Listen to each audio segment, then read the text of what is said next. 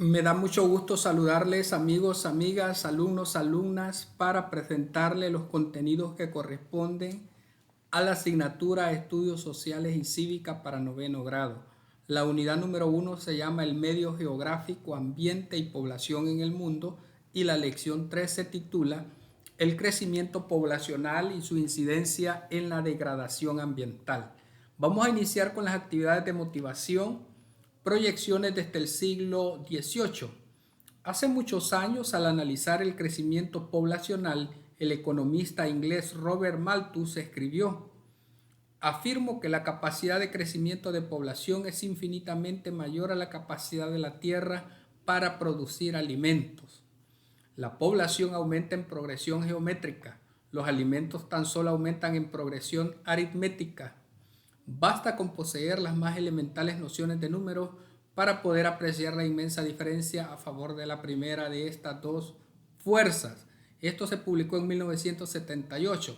Ahora, a partir de este texto, se nos piden las siguientes opiniones. ¿Existe relación entre el texto y la realidad que observas a tu alrededor?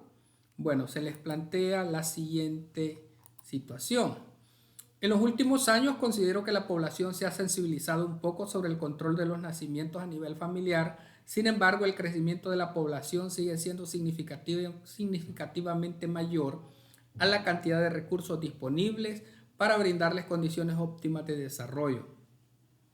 En tu comunidad, ¿la población ha aumentado o disminuido? ¿Qué aspectos te lo indican? Bueno, en general aumentan los indicadores de matrícula en los centros escolares, los índices de nacimiento en los hospitales, censos de población, etcétera, lo reflejan. Continuamos con el desarrollo de nuestro contenido y se nos pide hablar sobre los fenómenos antrópicos. La capacidad humana para transformar la naturaleza se ha incrementado con rapidez tanto en términos cuantitativos como en cualitativos. El proceso de industrialización contemporánea ha acentuado la presión sobre los ecosistemas en algunas regiones de la Tierra hasta superar sus límites de tolerancia. Y ahí tenemos parte de los primeros aspectos que estamos tratando. Veamos ahora la globalización de los impactos ambientales. El impacto ambiental es la modificación del ambiente causada por el ser humano y la naturaleza. La actividad humana tiene efectos positivos y negativos para las personas y para el entorno. El impacto resultante de estos efectos negativos poco a poco han ido ampliándose desde situaciones locales hasta problemas que afectan a países y continentes. Los impactos ambientales son de dos tipos: los causados por la utilización de los recursos naturales y los ocasionados por la contaminación. Veamos cuáles son, es necesario para reducir estos últimos, es decir, los ocasionados por la contaminación. Es necesario plantear medidas de carácter internacional para corregir los efectos más graves, entre los que destacan el efecto invernadero, la expansión del agujero de la capa de ozono, la lluvia ácida, la deforestación y la desertificación. Y ahí tenemos una breve explicación de cada uno de estos fenómenos. Veamos en la actividad 1. Observa las fotografías y clasifícalas según el tipo de impacto ambiental al que hagan referencia. Por ejemplo, aquí tenemos en el caso de la deforestación, tenemos lo que es también la agricultura, tenemos lo que es la ganadería, tenemos también lo que es la contaminación del agua. Plantea algunas medidas para contrarrestar los daños que provoca la contaminación ambiental. Veamos a continuación. Elabora un cartel en el que presentas imágenes sobre la contaminación ambiental y escribe los daños que cada una representa. Tenemos, por ejemplo, la sobrepoblación y ahí se le da una breve explicación de lo que causa. Tenemos sobre lo que es el cambio climático. Tenemos también una explicación sobre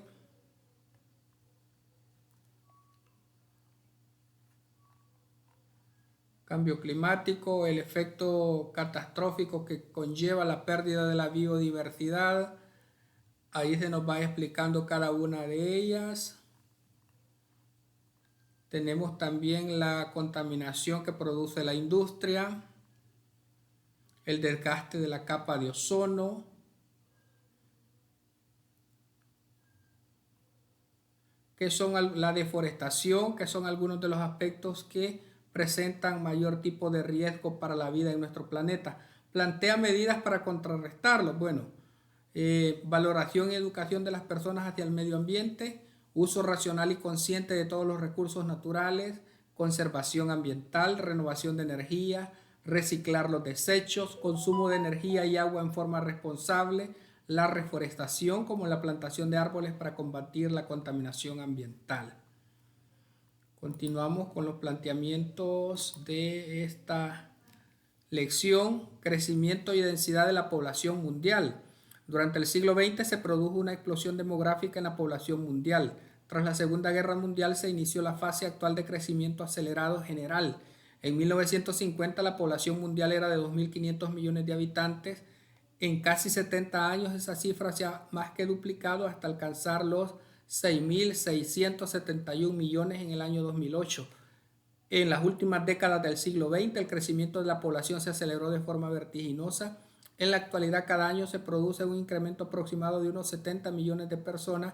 Esto se debe principalmente al descenso de la mortalidad, consecuencia de la mejor alimentación y de los avances de la medicina.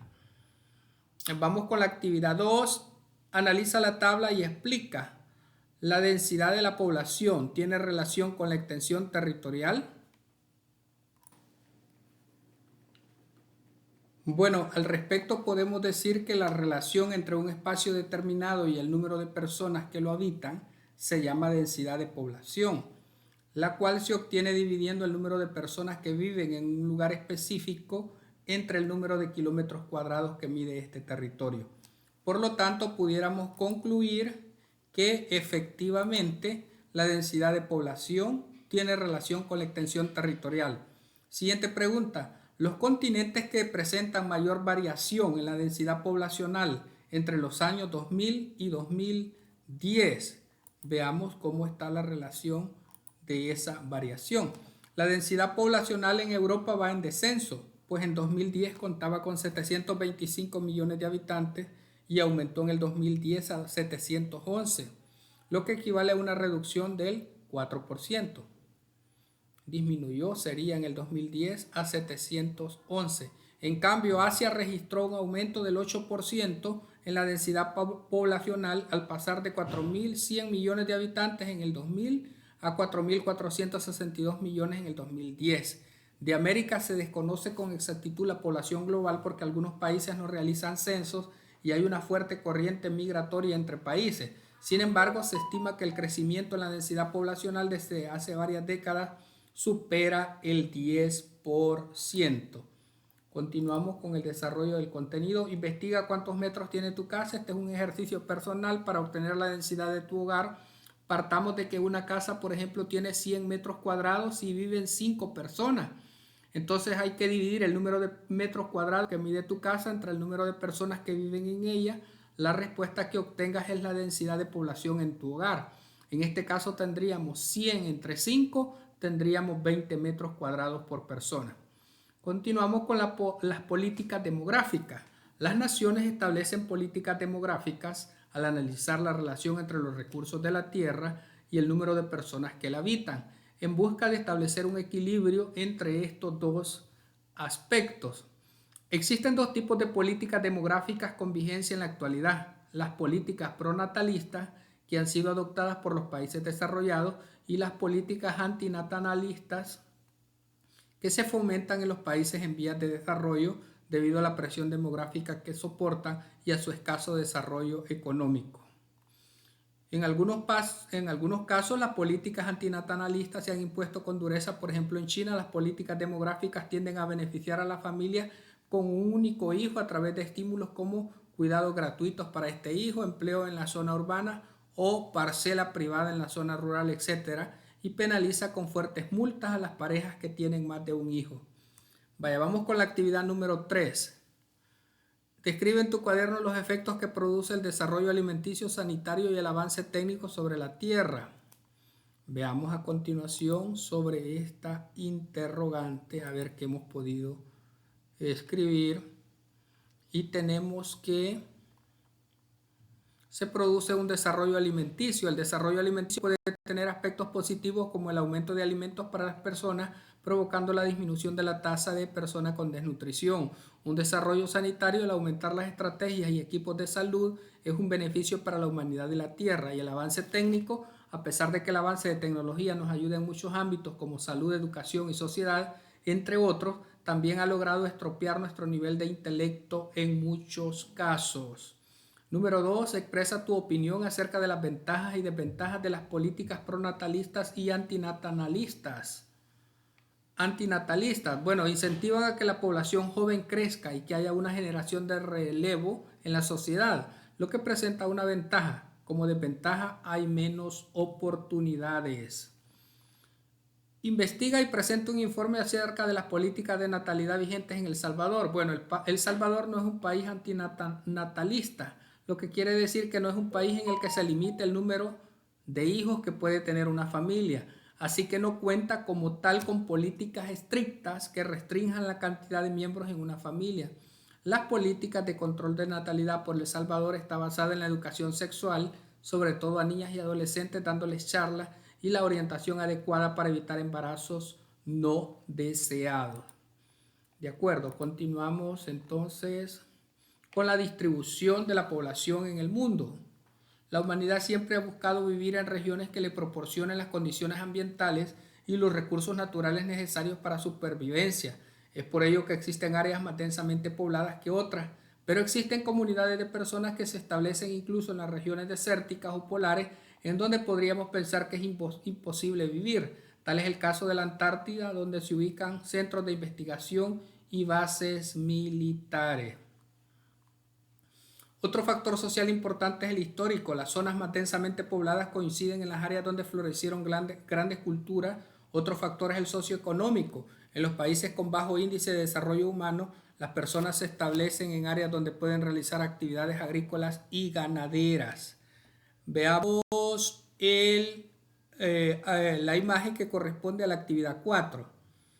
La riqueza de los suelos y el agua son factores que determinan el asentamiento de los grupos humanos. Dice, ¿cuáles son los factores físicos que convierten el paisaje de la fotografía en una región habitable?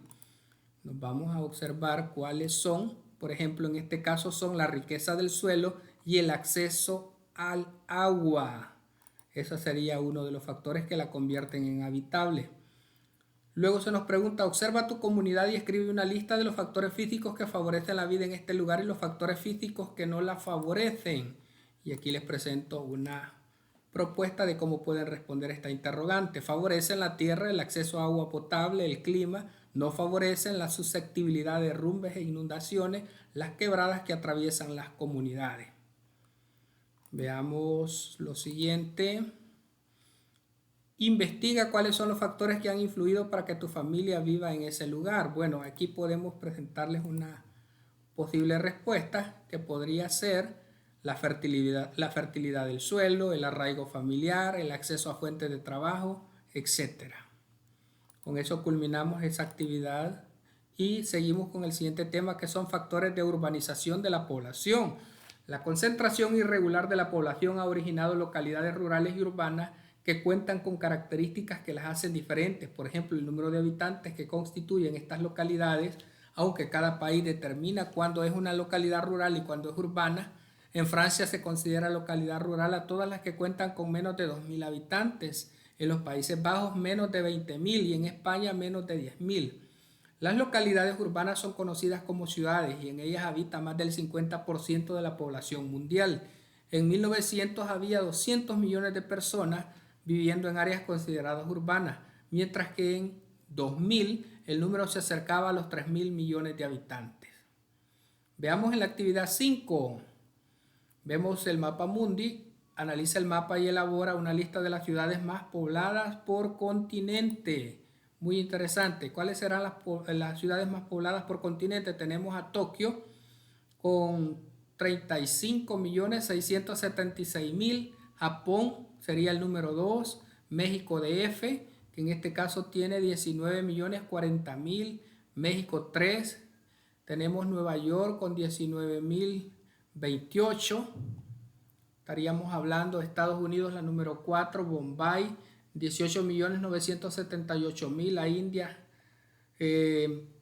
Bombay pertenece a la India. Luego tenemos Sao Paulo en Brasil con 18.845.000. Delhi, que está en la India, tiene 15.926.000. Me parece que aquí en esta cantidad, Nueva York, nos hacen falta 3 ceros para que sean 19.028.000.